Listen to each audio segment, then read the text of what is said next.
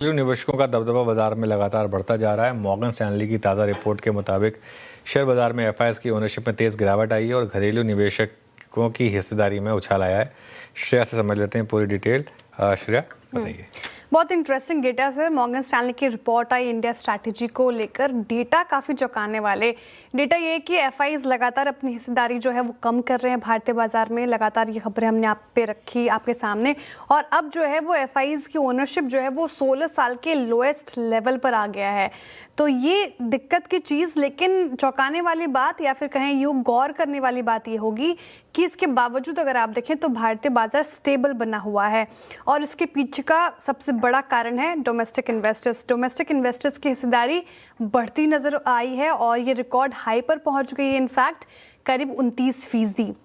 अच्छा, mutual funds हो गए, इंश्योरेंस कंपनीज हो गई, रिटेल इन्वेस्टर्स और एसआईपीज के आंकड़े तो आप सभी ने देखे। तो ये कहीं ना कहीं मार्केट को सपोर्ट कर रही है। एफआईएस के बिकवाली के बावजूद यहाँ पर नंबर्स अच्छे हैं। इसके अलावा मॉर्गन स्टैनली ये भी कह के चल रहे हैं कि प्राइमरी मार्केट में आने वाले समय में डिमांड अच्छी होगी। आईपीओज और क्यूआईपी में स्ट्रॉन्ग डिमांड आ सकती है।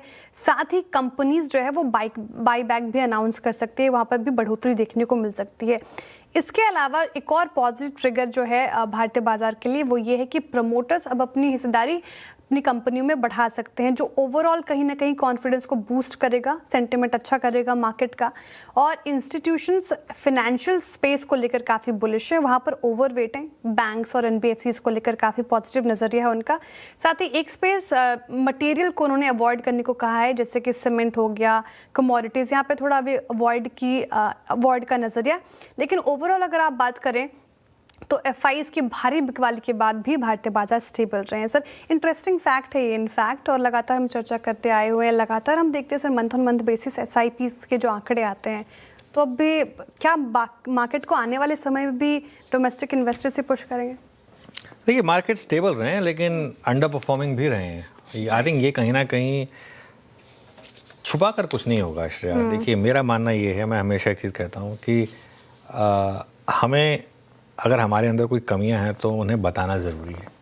हमारी मार्केट नहीं चली है, हमारी मार्केट ने अंडर परफॉर्म करा है। एफआईएस को कोरिया जैसी मार्केट में, चीन जैसी मार्केट में, उनकी खुद की मार्केट अमेरिका में हमारे मुकाबले कहीं ज़्यादा रिटर्न बना है, ठीक है ना। और ये कहीं ना कहीं हमें ज़रूरत है एफआई फ्लोज़ की। अच्छी बात है कि रिटेल फ्लो है, अच्छी बात है कि डीआई फ्लो है, लेकिन दोनों भी तो हो सकते हैं। ज़रूरी थोड़ा है कि एक के एक्सपेंस पे दूसरा है। एफआईएस ने हमारी मार्केट को तब संभाला था जब हमारी मार्केट को सबसे ज़्यादा ज़रूरत थी, ठीक है। तो ऐसे में मुझे लग रहा है कि उनके पैसे की हमें अभी भी ज़रूरत है। और बिल्कुल एसआईपी इन्फ्लोज इंटैक्ट है, सब कुछ है, लेकिन ध्यान रहे इस एसआईपी इन्वेस्टर को ऑलमोस्ट 2 साल हो गए हैं, अब उसका पैसा बनना बंद हो गया है। 2 साल से एसआईपी इन्वेस्टर का पैसा नहीं बन रहा है, ये फैक्ट है। तो थोड़ा सा इस समय कहीं ना कहीं एक ज़रूरत है, क्योंकि देखिए जब एफआई का पैसा आता है ना तो मार्केट में फिर कुछ और करने की ज़रूरत नहीं होती। फिर वो ऐसी मीठी वाली रैली आती है, सच बता रहा हूँ मैं।